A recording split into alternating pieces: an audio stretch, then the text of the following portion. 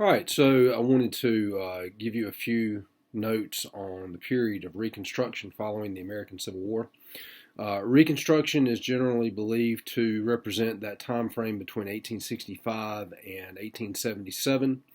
It's also referring to the process that the federal government used to readmit the Confederate States to the Union following the Civil War.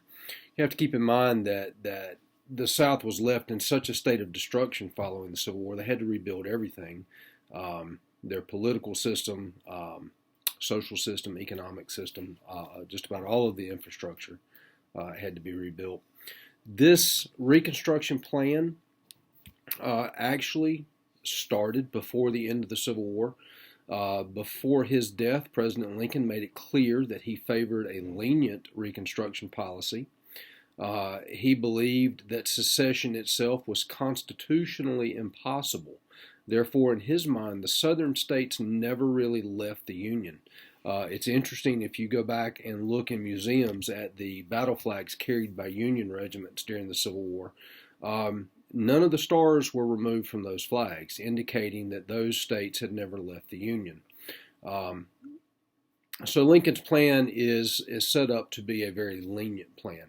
In December of 1863, Lincoln announces the proclamation of amnesty and Reconstruction, more appropriately known as the 10% Plan, in which the government will pardon all Confederates who will swear allegiance to the Union, except for high-ranking Confederate officials and those accused of crimes against prisoners of war. After 10% of those on the 1860 voting list swore this oath of allegiance, the states could form a new legislature and gain representation in Congress. 4 Confederate states actually moved towards readmission to the Union under this plan: Virginia, Arkansas, Louisiana, Tennessee. Lincoln's 10% plan exhibited the goals of preserving the Union. The higher cause, of course, was the abolition of slavery, and it was indicative of Lincoln's idea of a forgiving peace. Remember his words: with malice toward none, with charity to all. There's little mention of former slaves, however, in the 10% plan, which is one of the things that is interesting about it. Now, this plan angers the radical Republicans in Congress, particularly Charles Sumner and Thaddeus Stevens. The radical Republicans wanted to destroy the political power of the former slaveholders, and most of all, they want to give full citizenship to African Americans, including the right to vote. So, in response to Lincoln's 10% plan, the radicals respond with the Wade-Davis bill in July of 1864. Now, this bill proposes that Congress, not the president, should be responsible for Reconstruction.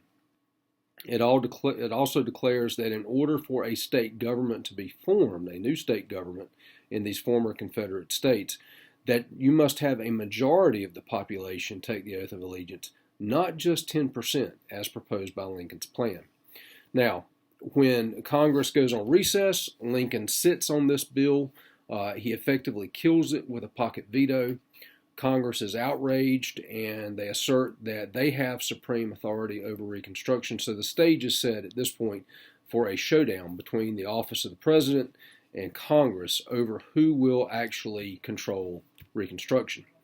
And of course, before this can progress much further, the war ends on April 9th, 1865.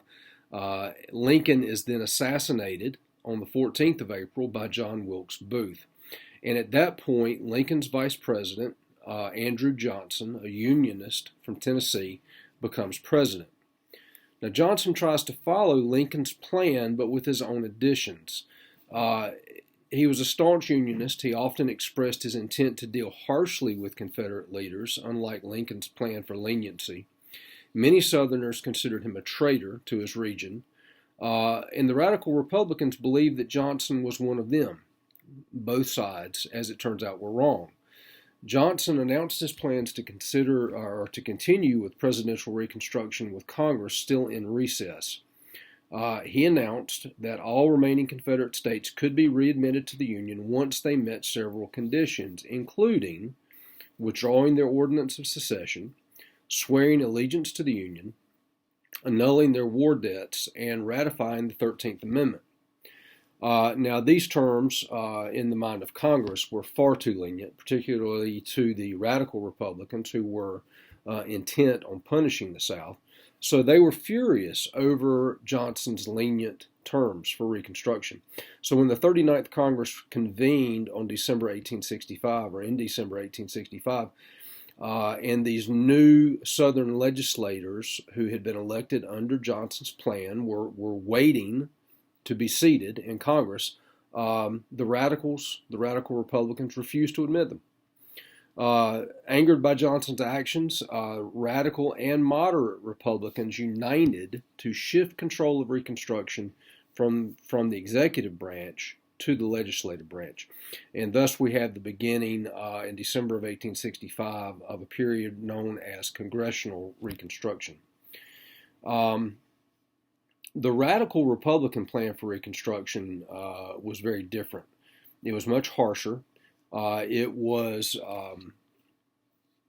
signified by the Wade-Davis Bill of 1864, which basically was an effort to prevent new Southern governments from being controlled by old secessionists. The Wade-Davis Bill required that 50% of a state's population take the loyalty oath. Only non-Confederates were allowed to vote on new state constitutions. So the older leaders that had been in the state legislatures prior to the Civil War were not allowed to participate under the Wade-Davis Bill. And perhaps the most telling element of the Wade-Davis Bill, the radical Republicans imposed martial law on the South. And every Southern state, every former Confederate state was occupied by Union troops. And that would continue through the end of Reconstruction in 1877. Southern politics during this time was marked by black codes, and you'll see some of that in the document readings that you have this week. Many of the same Confederate leaders, particularly under the Johnson Plan, were elected back into office. Blacks newly freed were denied most of their rights. Many people in the Union looked at the South after the Civil War and saw very little change. There were attempts to broker this. The Freedmen's Bureau Acts in 1865 and 1866 tried to assist former slaves and poor whites in the South by distributing food and clothing. The Freedmen's Bureau also set up more than 40 hospitals, over 4,000 schools, 61 industrial institutes, and 74 teacher training centers, although the program was vetoed by Johnson.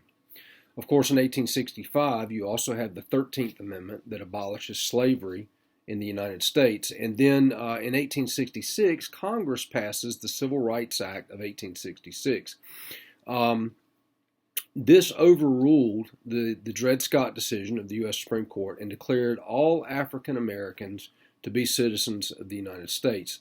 In addition to granting that citizenship, the Civil Rights Act of 66 forbids any state from passing discriminatory laws, black codes, that severely restricted the lives of African Americans. And again, this was vetoed by President Johnson. It becomes the first major legislation to be enacted over a presidential veto, because after Johnson vetoed it, Congress went back into session and voted it into law. Also in 1866, Congress drafts the 14th Amendment, which provided a constitutional basis for the Civil Rights Act. It made all persons born or naturalized in the United States citizens of the country. The 14th Amendment also says that no state can deprive any person of life, liberty, or property without due process. All of the former Confederate states, with the exception of Tennessee, refused to ratify this amendment on the advice of President Johnson, and the amendment was not ratified for 2 years as a result of this. So again, we see that power struggle between Congress and the President. As Congress drafts the 14th Amendment, Johnson counsels the southern states not to ratify, and they all comply with Johnson's wish with the exception of Tennessee.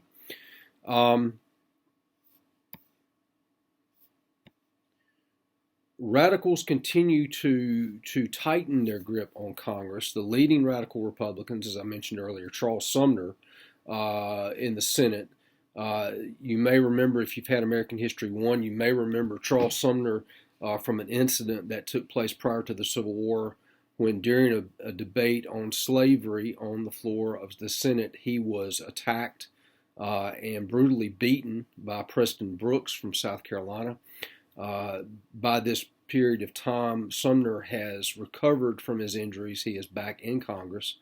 Thaddeus Stevens in the House of Representatives hoped to revolutionize Southern society through an extended period of military occupation. In 1867, we see the Reconstruction Act, which places the South under military occupation and toughened requirements for readmission into the Union. As I mentioned earlier, this was passed over Johnson's veto. The Reconstruction Act of 1867 abolished all state governments formed under the Lincoln and Johnson plans. So here we have Congress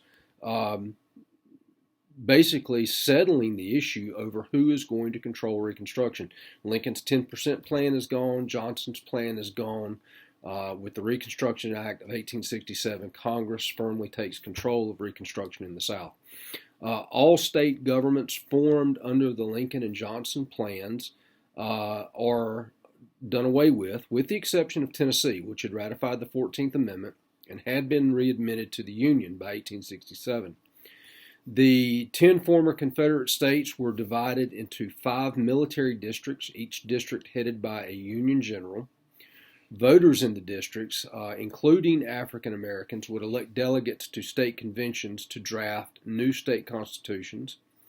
And in order to re-enter the Union, the new constitutions must ensure blacks the right to vote, and the state had to ratify the 14th Amendment, which, as I mentioned just a moment ago, Tennessee had already done. This again was vetoed by Johnson, and again, the veto was overridden by Congress. The Reconstruction Act of 1867 also provided additional protection to former slaves and banned Confederate leaders from holding office. A couple of terms that you may become acquainted with in your reading about the new governments that were formed under the Reconstruction Act of 1867. Scalawags. Scalawags were Southerners who supported the Republican Party in the South. Keep in mind, the Republican Party was new. At the beginning of the Civil War, it was the party of Lincoln. It was the party that promoted abolition prior to the Civil War, and so it was not a very popular thing in the South. And so those in the South who supported the Republican Party were referred to as scalawags. Carpetbaggers is another term that you see often during this period of time. Carpetbaggers were Northerners who went to the South after the Civil War to either control the government and or to make a profit. African Americans during this time are finally able to vote. You see the first African Americans elected to state legislatures. You see the first African Americans elected to Congress during this time. Hiram Revels became the first African American senator in the U.S. Senate. But all of these new state governments within the South, largely due to carpetbagging and other things like that, are riddled with corruption. So it's a very corrupt period of time in American government. In the meantime, on the national level, Johnson continues his fight with the radical Republicans in Congress. Congress passes the Tenure of Office Act in an attempt to protect high-ranking radical Republicans in federal government. Johnson decides that he's going to test the legality of this act, and he fires Secretary of War Edwin Stanton. The radicals in Congress, in the House of Representatives, impeach Johnson. They bring 11 charges of impeachment, 9 of which are based on violation of the Tenure of Office Act. Of course, the impeachment trial, goes before the Senate from March to May of 1868. The Senate votes. Of course, whenever you have an impeachment, the House of Representatives brings the charges, the Senate votes. So in the trial before the Senate, the final vote to impeach Andrew Johnson was one vote short of the two-thirds majority needed to convict. So Johnson narrowly escapes impeachment.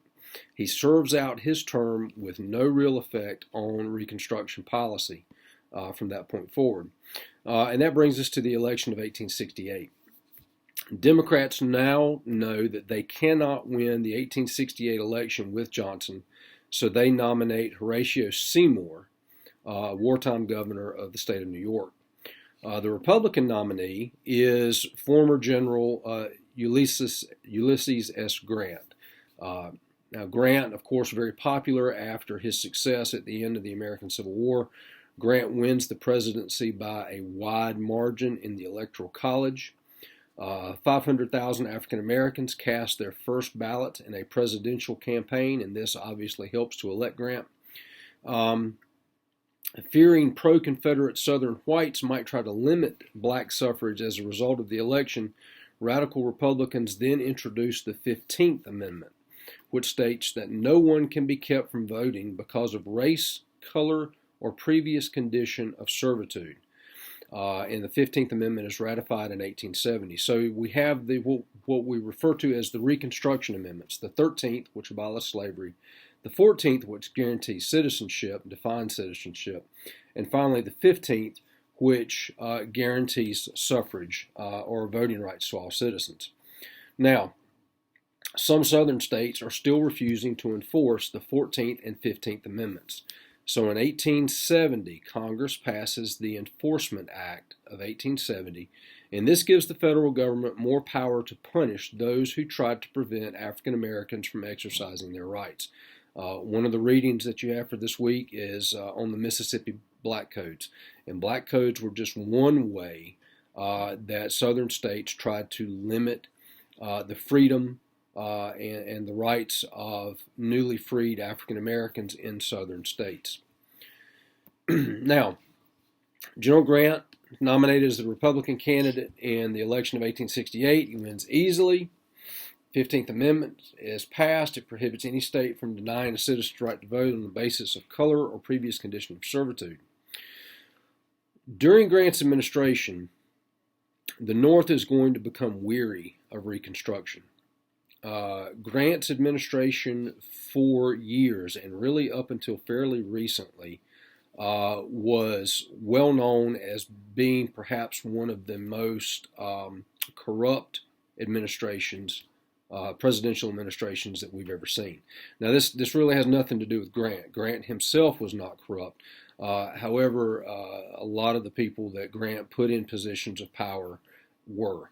And so his administration is going to be marred by a number of scandals.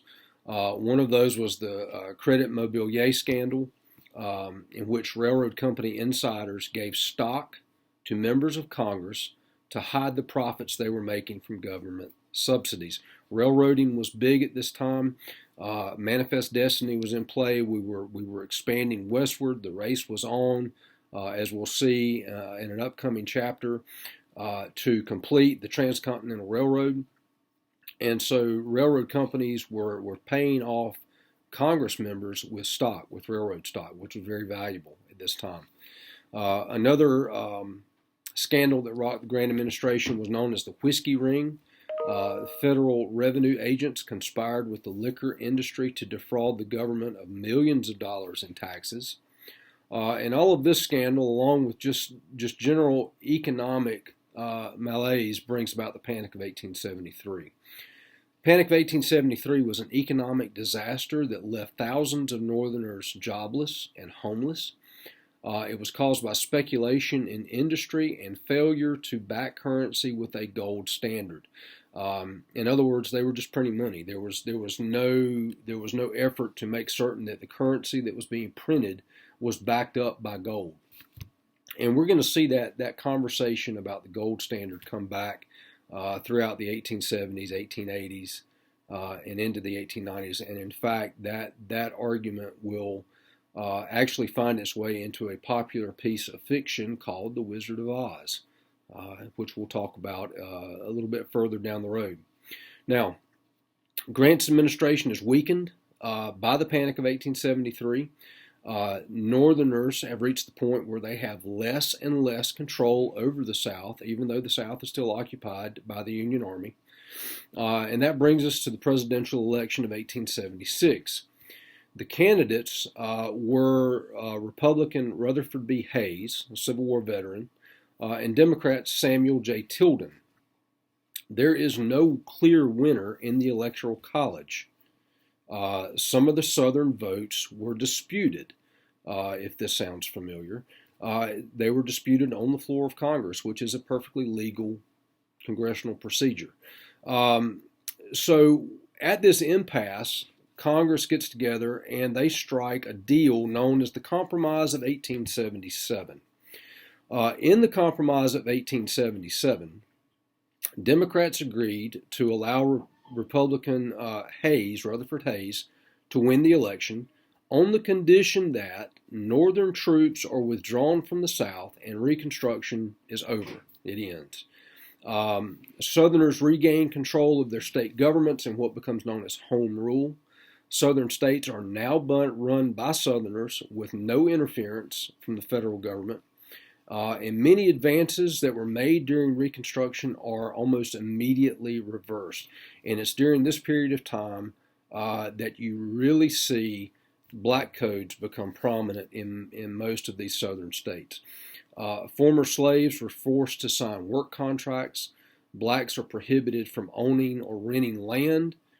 They are prohibited from owning or renting firearms. So now keep in mind, we have under the 14th Amendment, African Americans were guaranteed rights of citizenship, and black codes immediately, when they prevent them from owning firearms, they are infringing on their Second Amendment rights.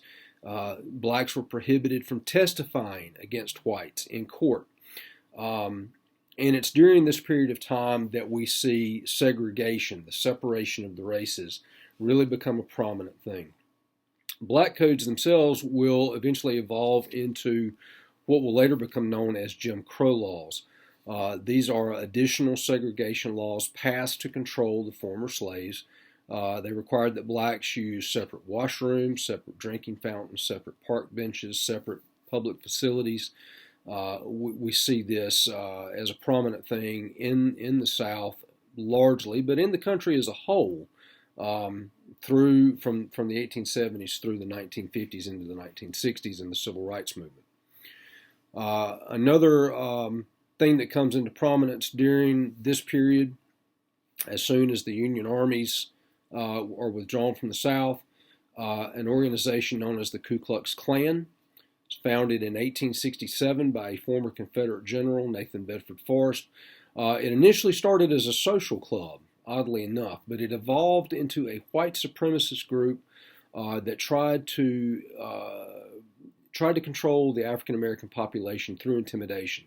The Klan burned black-owned property, they burned churches, they murdered former slaves, and went to great lengths to discourage blacks from voting.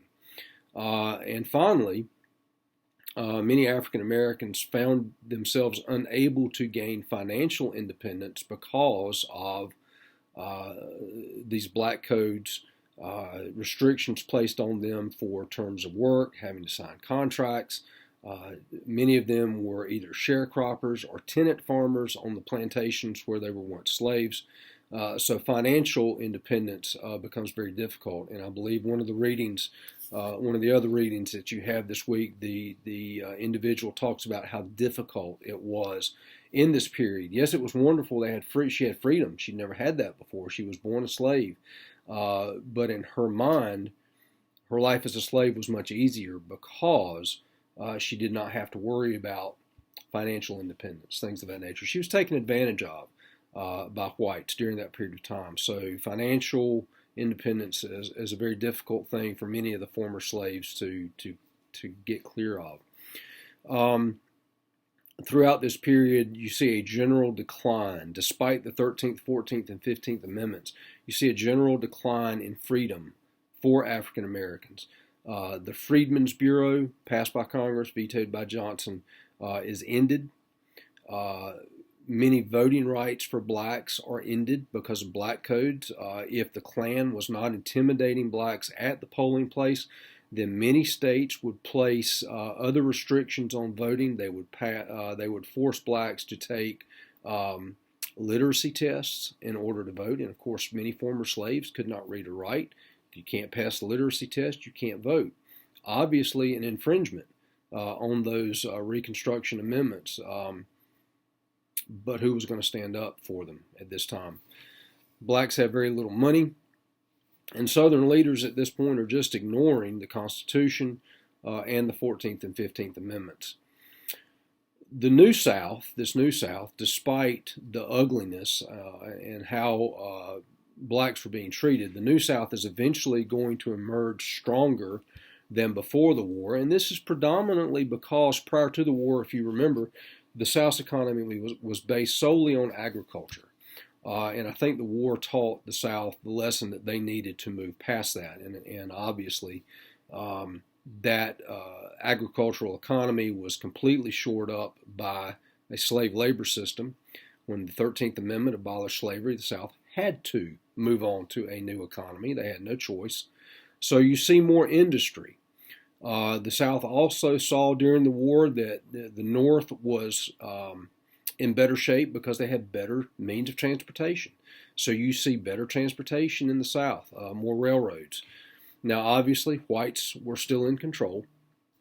Sharecropping had been replaced, slavery had been replaced by sharecropping, but the differences between the two were very slim because in many cases, a lot of the African Americans who had been slaves on plantations simply stayed where they were. They had no other options, nowhere to go, and they became sharecroppers. So they would farm portions of land on the plantations they once served, and they were allowed to keep a small percentage of the profits, but most of the profits went to the landowner, who of course was the former slaveholder.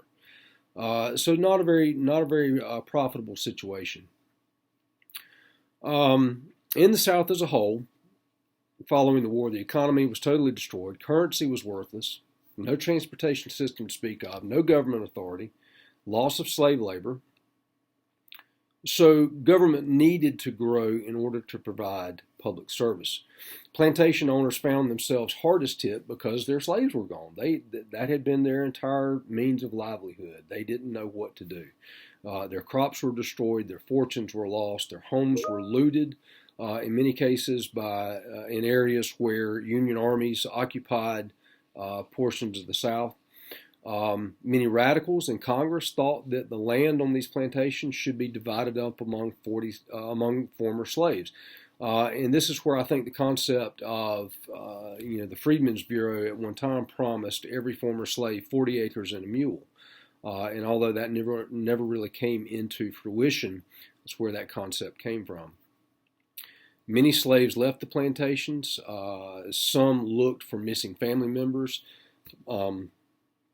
If you go back and look at newspapers during this period of time, you see a lot of ads taken out by blacks who are trying to locate family members who had been sold off during slavery.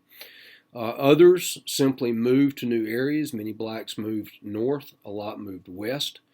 Most did not have any money to buy land. So again, the financial independence is the thing that's going to hamper many African Americans trying to start new lives after the Civil War. Many slaves could not leave the plantations because they were not financially independent. And this is how tenant farming developed. Sharecropping was a new agricultural system in which landowners provided former slaves with land and seed in return for a share of the harvest. The sharecroppers remained dependent on the landowner, just like the slaves had been dependent on the plantation owner prior to the end of the Civil War. And we spoke earlier about the idea of 40 acres and a mule, which never really came to fruition. The big thing about this agriculture that is different in the South is that cotton is no longer king. And so really what you're seeing here is more of a crop agriculture than a cash crop agriculture. The Freedmen's Bureau, as we mentioned earlier, was created to help former slaves adjust. They did provide education and schooling. We talked about hospitals that they had helped form, technical institutes, things of that nature. The Bureau helped former slaves and some poor whites find work, but it was never really as effective as it was hoped it could be at one time. And of course, with the end of Reconstruction in the South, the Freedmen's Bureau will, of course, go away as well. So that brings us to the end of the period of Reconstruction. I hope that you'll find this little lecture helpful. Please feel free, if you have questions about this chapter, to post them in the forums. I'll be glad to try to answer them, or email. I'll be glad to respond to email as well. And I'll have another lecture up for you on the next chapter. Thank you.